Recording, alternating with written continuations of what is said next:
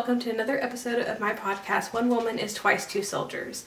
I'm your hostess, Caitlin, and on this podcast we explore things that have to do with my hobby of living history. So the wardrobes, the clothing, the sewing, diving into the research and what people actually thought back then, as well as some of how I've incorporated things I've learned from the 19th century and sometimes the 20th century into my everyday 21st century life.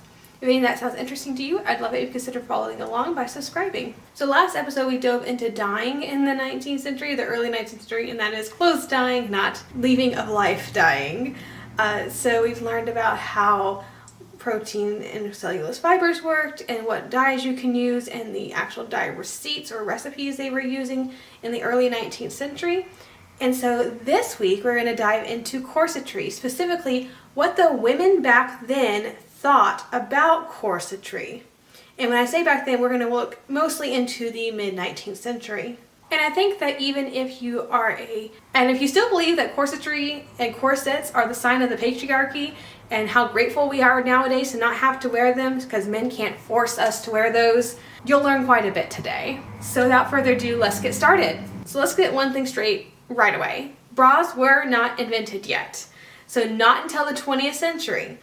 So before then, if you wanted any type of bust support, you either have to bind your chest or wear some sort of supportive garment. Way back, a supportive garment could mean, I think it's called a kirtle. I'm not very familiar with the medieval terms, but it's basically a structured bodice that eventually had boning in it, but at first it was just very stiff garment that you would use as a supportive layer. But eventually that gave way to a boned garment because boning is extremely supportive.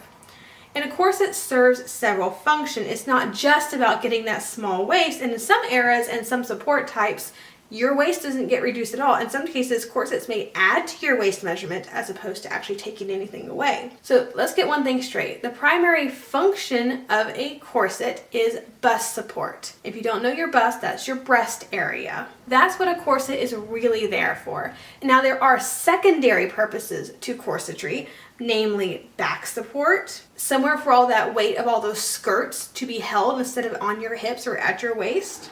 Another secondary purpose would be to smooth out the torso to give you better fit. Of course, bust placement, because where our bust sits is often changed by fashion. And also creating a fashionable shape and with a waist shape, the bust placement and all that sort of thing. And yes, of course, it can reduce your waist measurement. Really, it depends on how much fat versus bone and muscle that you have, because fat compresses really well. Bone and muscle do not.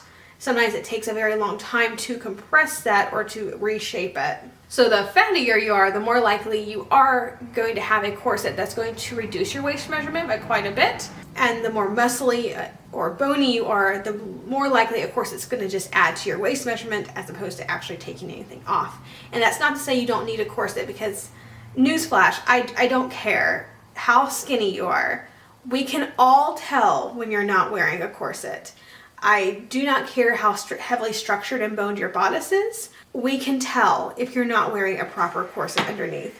And I don't know where it came out that, oh, I'm skinny, you can't tell if I'm wearing a corset, or my bodice is boned and it's really fitted, so you can't tell if I'm wearing a corset.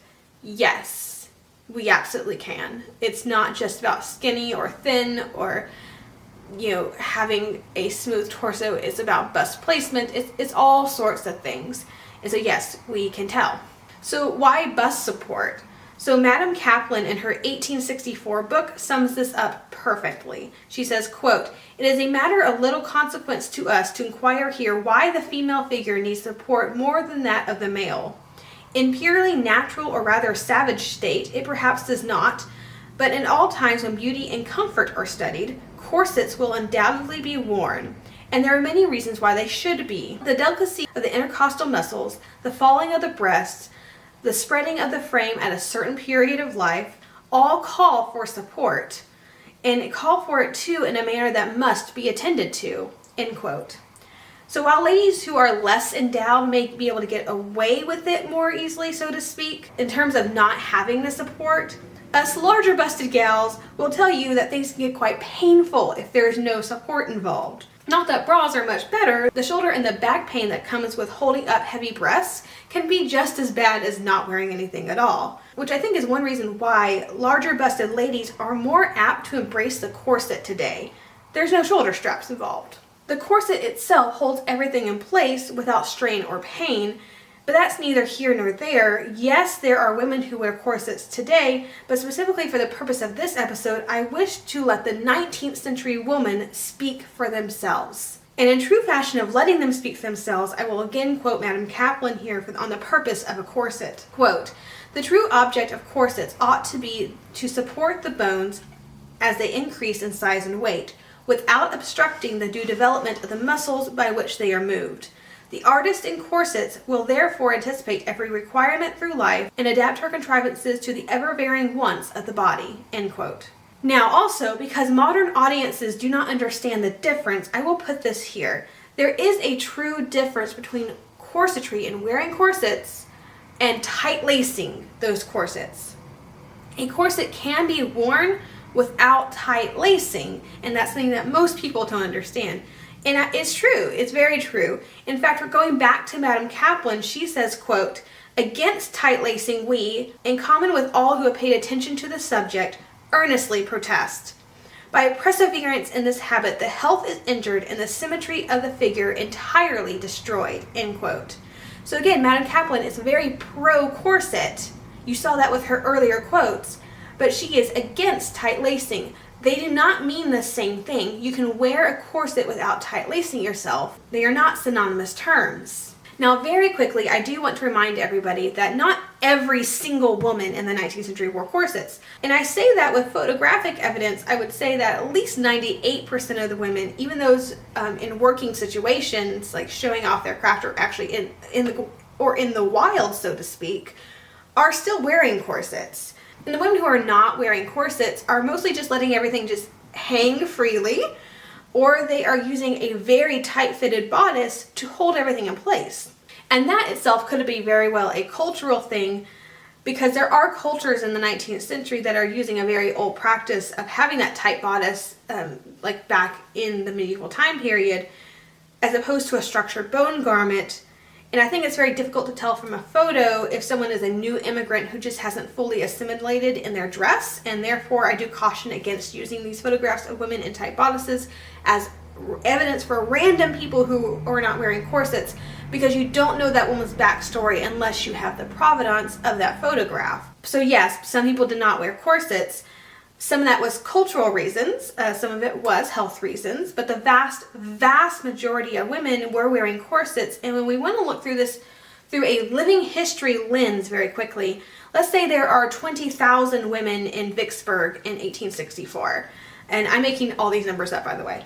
But let's say that there's a reenactment and there's going to be 200 women reenacting, representing those 20,000 women from 260 years ago.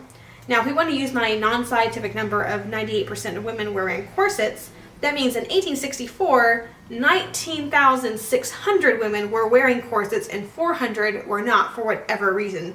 Maybe that they were enslaved and not given stays, or if they were immigrants or whatever. So to accurately represent those 20,000 women, that means that no more than 4 reenactor women can be without a corset. And often we don't have the 200 numbers, we have numbers more like 50. And do you know what 2% of 50 is? It's 1. So 1 woman not wearing a corset out of the 50. And do you kind of see where I'm going with this? Yes, there are women not wearing corsets, but if we are to accurately portray history to the general public and to actually educate people, which is what we are meant to do, are we doing a fair job if our ratios are not as accurate as we possibly can get them? And this goes for more than just corsets, right? It goes for women dressed as soldiers. It goes for the darted cotton dresses, or the hair being left down, or wearing the ribboned hair nets, or old women wearing their 1840s curls. We can take this method of thinking and literally apply it to every portion and every little facet of a living history event. Are the ratios right? And when looking through photographic evidence of nicely dressed women, I see no more than 50% wearing ribboned hairnets, which are lovely. But I go to a living history event and 90% of the reenactor women are wearing them. Is that accurately representing history? I think this is where reenactment groups come in handy because things get hashed out among the group members of exactly who's going to be wearing what, and you can get that group to a period ratio. But it can be extremely difficult to impossible at a whole event, because unless everyone is vetted and every single article of clothing is vetted and is invitation only, a lot of that isn't even considered. Anyway, yes, that was a little bit of a tangent, and yes, it had a little bit to do with what we were talking about today, but it is a passion of mine, so it gets mentioned every once in a while, and it does have some bearing into our corset conversation in terms of reenacting women who decide not to wear corsets.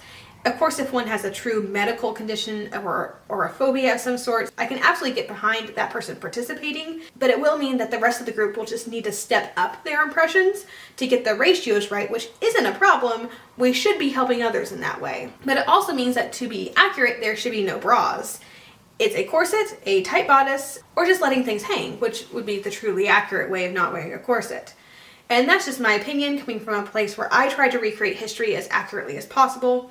Obviously, if you're getting just dressed up for a very fun event or even a costume party, it's okay. You do whatever you need to do to be comfortable. Accuracy is not important in that instance. But if you're putting yourself out there, especially to the public, as this is what people were doing back then, watch me as I portray people from the past, then you owe it to the public to be as accurate as you can be. And that's just my 2 cents. Let's get into the real meat of this episode. And what I want to do, instead of jumping around sources, is to list the sources and thoroughly look at it and summarize each one before we move on to the next. So my thoughts may be a little bit disjointed, and we'll come back to things that get repeated by several 19th century women. But I think the repetition of such thoughts will just help us seep into our brains a little bit better. And I think it's easier to understand a women's thought on corsetry when we fully explore one woman's thoughts of corsetry and let the women speak for themselves with as little conjecture on my part as possible. And although I am a woman affected by corsetry as I wear them often, this isn't about me. This is about the women who lived in a culture that on one hand, the women accepted and embraced corsetry, and on the other hand, the men vehemently hated corsets and actively spoke against them. So we'll start with 1864's Health and Beauty, or Woman and Her Clothing, by Madame Roxy Ann Kaplan, which has an entire chapter on corsetry entitled The Corset, Its History, Use, and Abuse. Funnily enough, the abuse that the author writes about isn't that people are abusing the corset's purpose and wear, but in fact it's the corset itself that's being abused in writings, mostly by men. So let that sink in for a little bit. Madame Kaplan quotes a Mrs. Walker as saying, quote, "This part of our subject, I regret to say, has not always been wisely treated even by medical men," end quote. And we'll get to Mrs. Walker's book in a moment. It was quoted frequently by women in defense of corsetry in the 19th century, so don't worry, we will get there. To begin the chapter, Madame Kaplan states, quote, "Of all the articles of human attire, there is none, perhaps, that has survived so much abuse as the corset.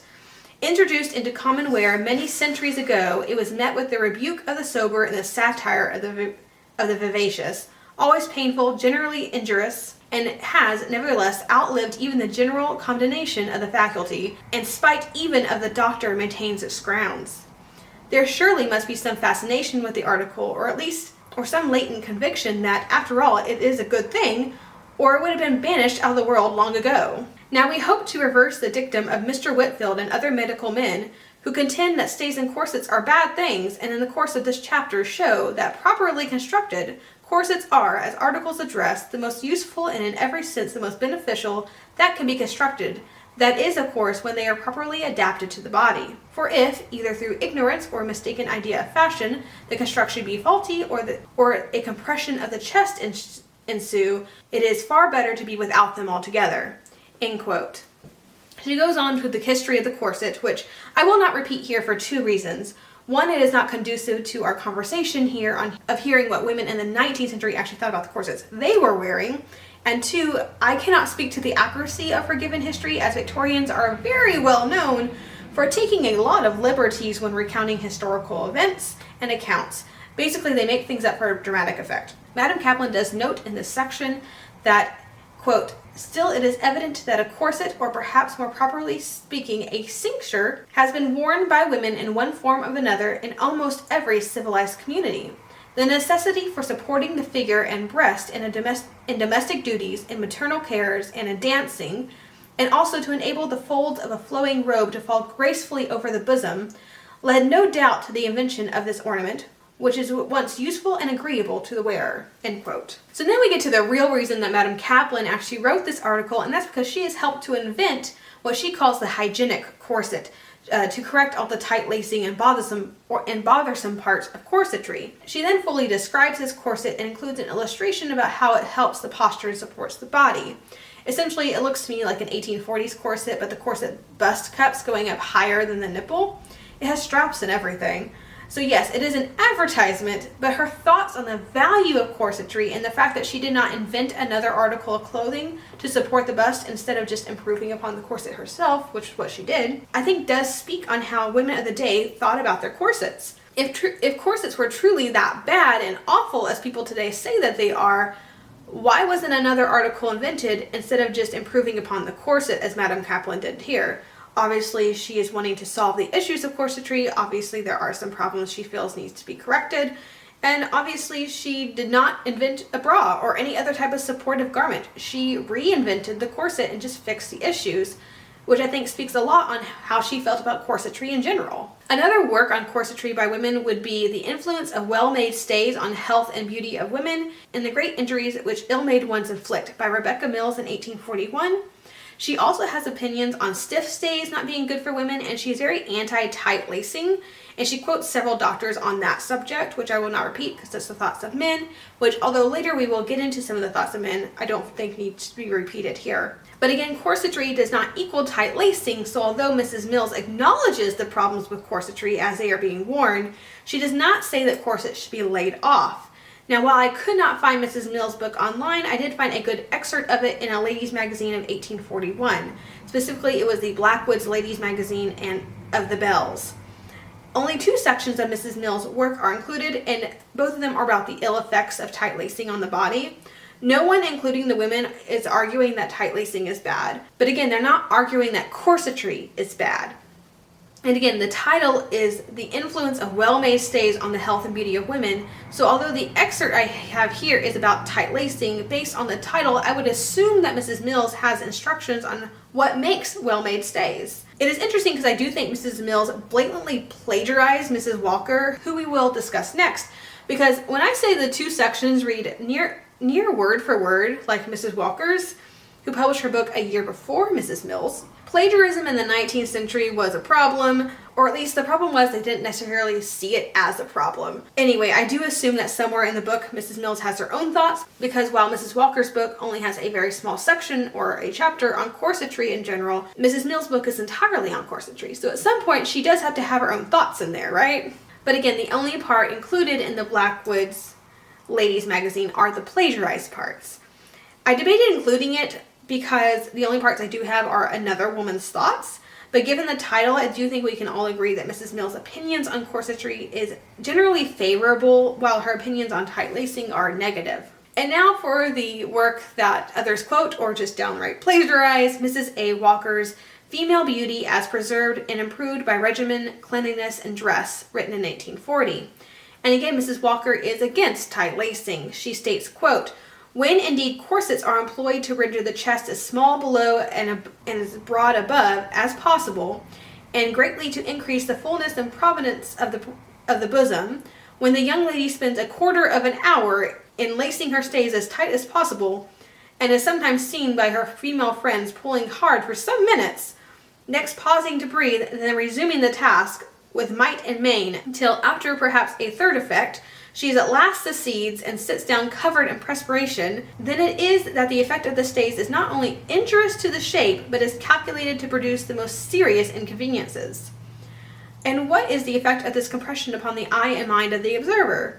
It excites an instantaneous conviction of the artifice, which is a very natural suspicion of its necessity. When a lady is tightly laced, she loses the character at once of beauty, of grace, and of innocence, end quote.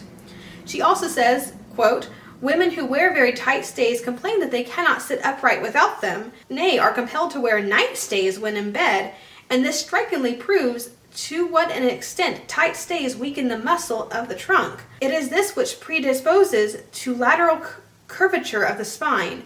From these facts, as well as many others, it is evident that tight stays, far from preventing deformities, more or less considerable, which an experienced eye might remark upon 90 out of every 100 young girls, are, on the contrary, the cause of these deviations. Stays, therefore, should never be worn under any circumstances till the organs have acquired a certain development, and they should never at any period be tight." End quote. Mrs. Walker includes a section as quoted by a Dr. Duffin on a case where a young girl was unfortunately killed by the effects of tight lacing. Quote, "Nay, there are not wanting instances wherein this injurious practice has been carried even to a much serious extent. We remember in reading an English newspaper a few years ago a case similar to the following, which is extracted from the Nottingham Review for October 3rd, 1834, laced to death, Harriet, the youngest daughter of Mr. Troy, farmer of Wisbeach, died suddenly on the 18th instant in consequence, it is supposed, of being too tightly laced. A coroner's inquest on the body returned the verdict, died by visitation of God. It should have been squeezed to death."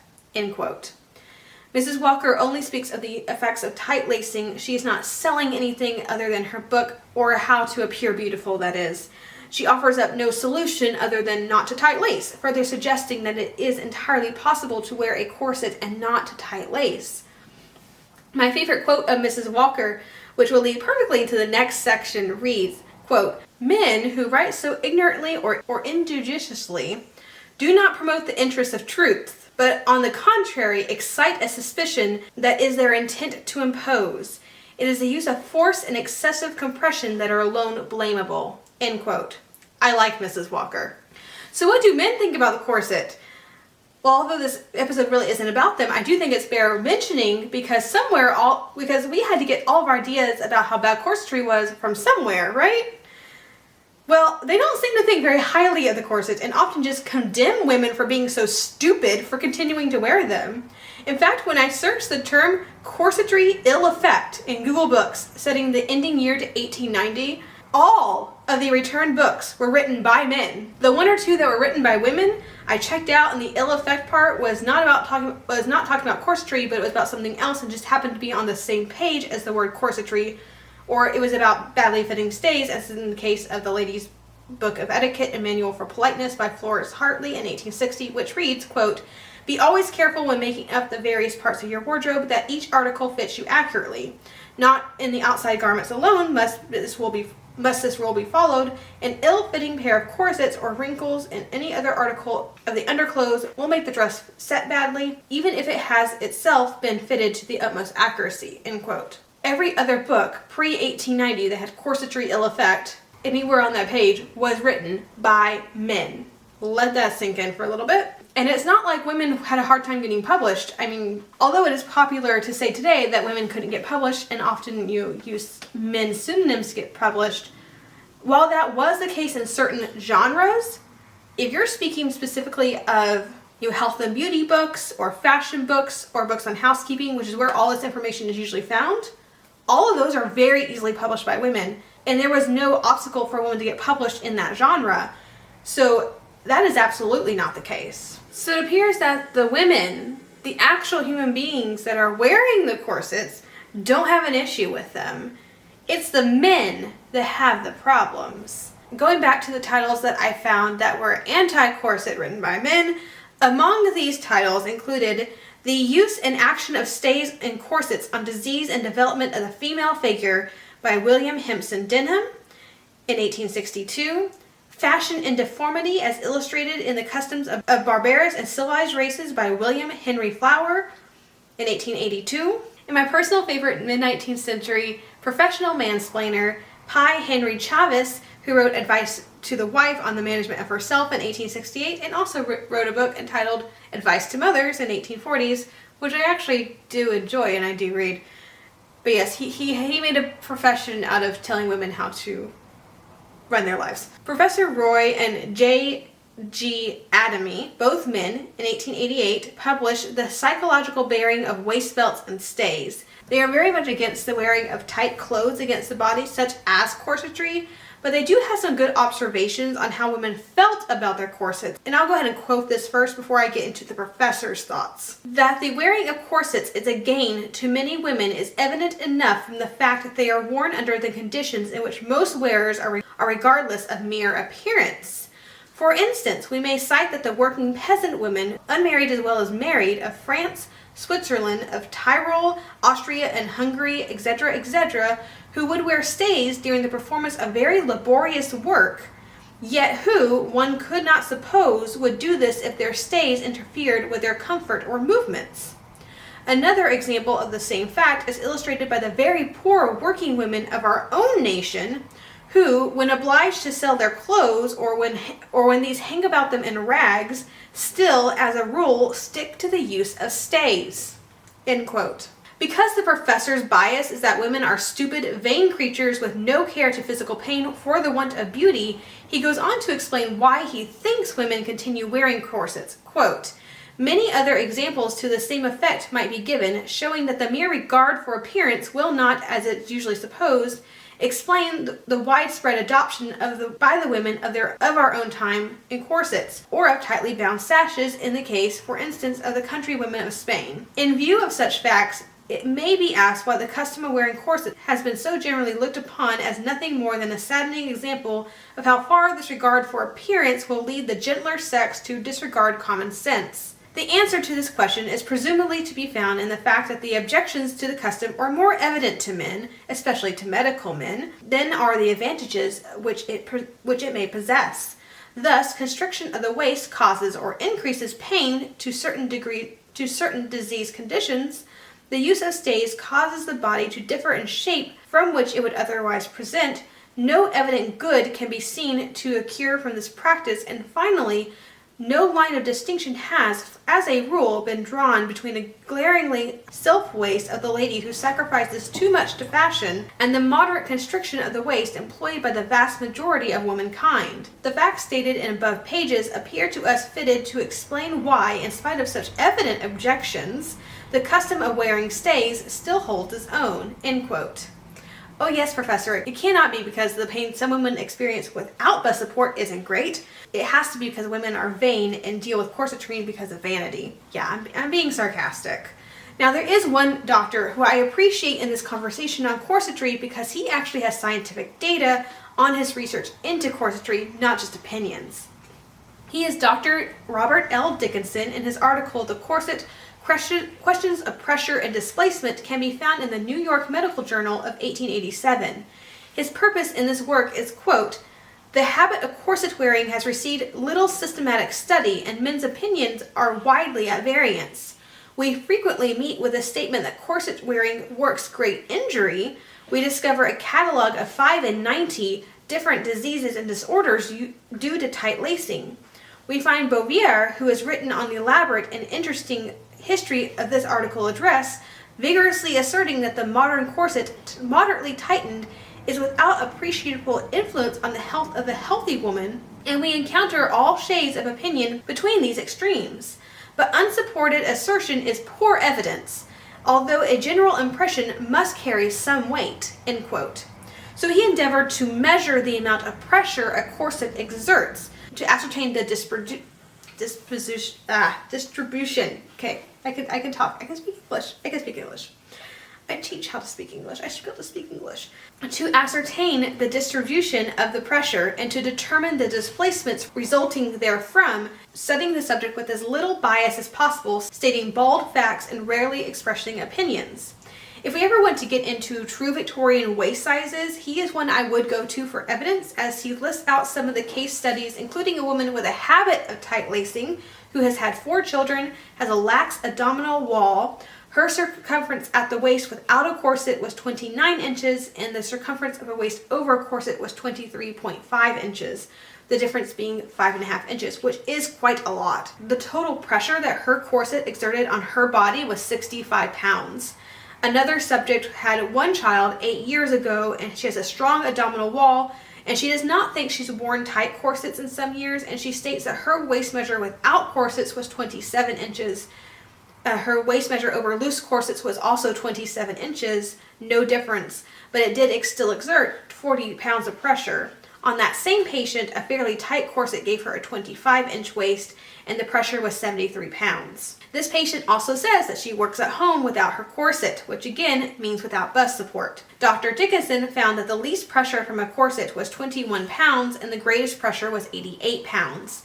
Interestingly, he also notes, quote, 6 inches difference between the circumference of the waist over a corset and the waist with a corset removed is the greatest distance I have measured. 5.5 and 5 I have met with once each. The least difference in these cases where the measurement with and without is the same. The average contraction of the 52 cases given is 2 to 4 inches.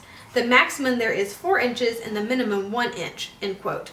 His findings were, quote, 1. The maximum pressure at any one point was 1.625 pounds to the square inch.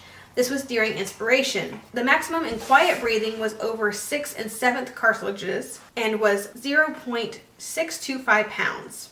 Number 2. The estimated total pressure of the corset varies between 30 and 80 pounds, in a loose corset 35 pounds, and a tight corset 65 pounds.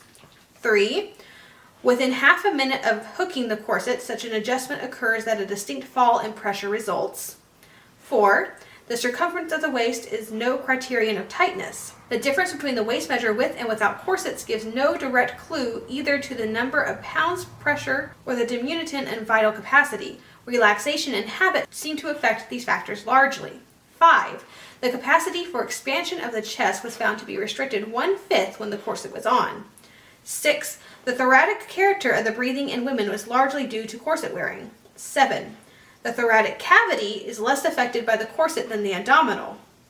8. The abdominal wall is thinned and weakened by the pressure of stays. 9. The liver suffers more direct pressure and is more frequently displaced than any other organ.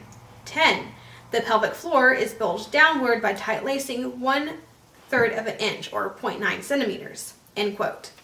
So although not one to wear corset, I include Dr. Dickinson's work only to highlight the women he studied who were wearing the corsets, and also the factual information that he found without any of his own conjecture.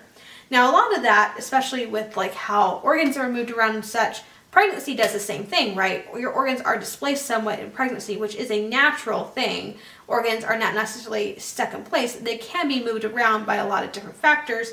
Corsetry would be a man-made factor of this, which you can argue is still wrong and dangerous. But the fact that the organs are being displaced and moved around is not the issue itself, because there are natural instances such as pregnancy, which women are going to be dealing with most of the time, that will also affect that and also create the same issue. So it's not necessarily a natural harmful issue, if that makes sense. Now, I do want to end with one more story from someone in the 19th century who wore corsets, but this is not a woman. A doctor who, wishing to, what do you know, understand women instead of criticizing them, decided to see for himself what a corset was like, and to see if he would suffer any ill effects and if his waist would shrink naturally without tight lacing. He is technically a person affected by corsetry, so here's his story. Now, the book is in Figure Training, or The Art of the Handmaid of Nature, written in 1871, and is specifically on figure training, so of course it's going to shed a very favorable light on corsetry and waist training, right? So what I want to do is list it here, is because it is good information on corsetry, how corsets are measured and made, and also a doctor's opinion on his practice of waist training. Quote, an army surgeon, not content with hearsay evidence, after subjecting his own figure through a thorough and strictly conducted system of training, communicates the results of his own personal experience in a letter to the Englishwoman's Domestic Magazine, and writes as follows. I thought that the corset question has long since been exhausted, but looking by chance at number 120 of your magazine, I have found the subject was as much interest as ever, and that Medicus appeared to write very sensibly on the matter. The pros and cons of the corsetry controversy long ago attracted my attention, and as far as I could not help it fancying that most, if not all, adverse medical opinions were theoretical and not practical, I determined personally to give the subject a fair trial. The first difficulty was to order stays for myself, stays being a strange article for men to ask for. This difficulty I overcame by letter. My original waist measurement, according to my tailor, was 30 inches, so I wrote for a strong, stiff, full-boned corset of 25 inches at the waist. The first few days it was impossible to make them meet in the back, but by the end of the week they met closely, and I wore them without the slightest inconvenience. In about 3 months' time I wrote for another pair, but to measure 23 inches at the waist.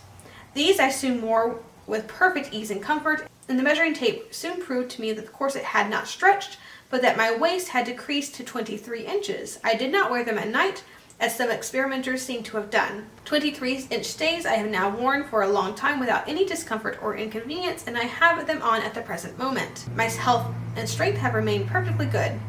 My personal experience has now extended over 3 years. The only times I leave off the corset are when I am about to take very active or violent exercise, such as cricket, rowing, or hunting, and at those times a stiff corset would naturally prove somewhat of an impediment. I also leave off the corset when I have to wear close-fitting clothes, uniform, as a 23-inch waist on a man of 5 foot 8 inches in height and very broad in chest and shoulders looks somewhat remarkable, and I do not wish to incur the chaff of friends, although I have a very good reason for wearing stays, if only I choose to explain.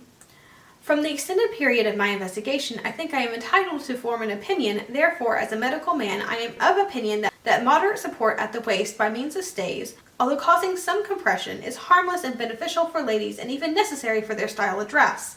But I strongly advise all ladies, when trying to make their figure, never to go beyond the limits of comfort.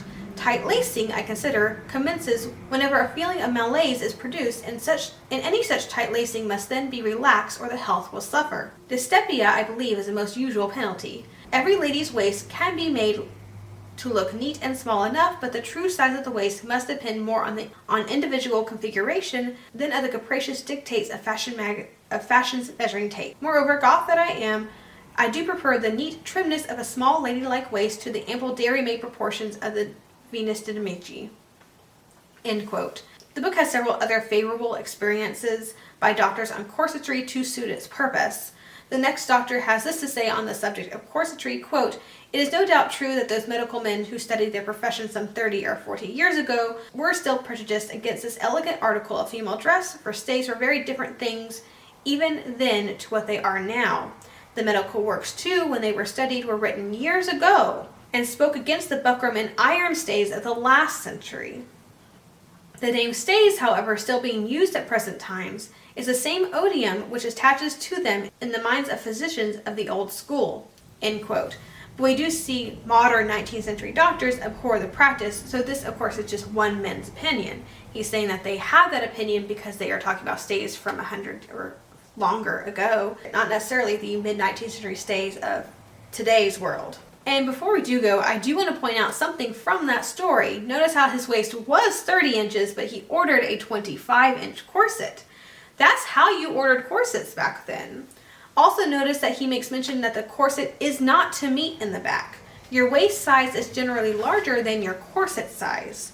You order your corset by measurements of the actual garment, but from my reading I have found the waist size to be 2 to 6 inches larger than the corset measurement. So when you read advertisements for corsets and see the measurements, don't panic.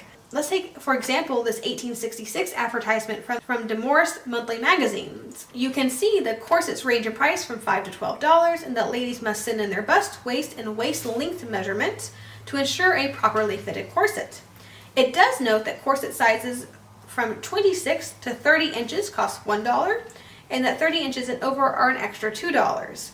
Now, a 26-inch waist does sound awful small to be considered plus size, but when you warrant that extra material cost, and remember that's the corset size, not the actual wearer's waist size. The waist of a lady wearing a 26-inch corset would have a waist size of 28 to 32, which is technically a medium to extra large in waist size in America today. A 30-inch corset would fit a lady whose waist is 32 to 36 inches, which is definitely more in the plus size range. So do keep that in mind when you're looking at advertisements and the people want to gawk at the waist sizes, especially when you're seeing extant corsets and finding corsets with 18-inch waists. That just means that the lady likely had a 20 to 24-inch waist, not the 18-inch waist of the corset itself. Now, of course, that isn't to say that there were there were not women with extremely tiny waists. If you would like to read on extreme waist measures in the 19th century, I would direct you to read chapter 8 of 1870's The Freaks of Fashion that is free on Google Books. Now, the whole reason I wanted to film this episode is to start getting one fact through people's heads. All the people who actually need to watch this video are probably not going to be the ones who watch it. And that fact is this: the corset is not the symbol of female oppression. It was not used by men to subdue or control women. No, in fact, the corset is the foundation not only of women's garments, but for women's rights and revolution. The corset is the foundation of feminism, in a way. Women wore corsets in spite of men, not because of them. Because as we've seen, the men would have done away with corsets long ago, but no, women insisted upon their wear. Women stood up for themselves and nursed their desire for corsetry despite men's objections. I'm sick and tired of people saying that corsets are a symbol of women's oppressions for centuries when in fact it's the opposite. And also, while we're at it, bra burning to destroy a symbol of women's oppressions is just as nearsighted because bras were invented by a woman. I'm sorry that they're uncomfortable. Go invent a new garment instead of putting down a teenage girl from 100 years ago as she invented them. Back in the day when things weren't working, something else was invented to take its place, and if it upsets you that much, why don't you go learn something from centuries past and fix it, and then go burn something that's an actual symbol of the patriarchy. And that will just about wrap up this episode of One Woman is Twice Two Soldiers. Thank you so much for listening onto my current research of 19th century corsetry and how women and men of the day thought about corsets. I had so much fun researching for this, and I do look forward to doing more. I think I have a couple more episodes we can kind of explore this topic a bit more. For the next episode, we're actually going to go back into the medical stuff, into women's health, and we're going to discuss menstruation and gynecological health in the mid-19th century. So again, continuing our conversation on women's health in the 19th century. So be on the lookout for that episode in the next coming weeks. If you have questions or comments, you can email me or find me on Instagram or YouTube under the name Caitlin Kearns. I hope you've enjoyed this episode of One Woman is Twice Two Soldiers, and if you have, please share this episode with your friends and like and comment and subscribe and do all those fun things. Also, please don't hesitate to reach out to me if you have any topics you'd like me to cover in future episodes. Have a fantastic week, and I'll see you back here in the next episode.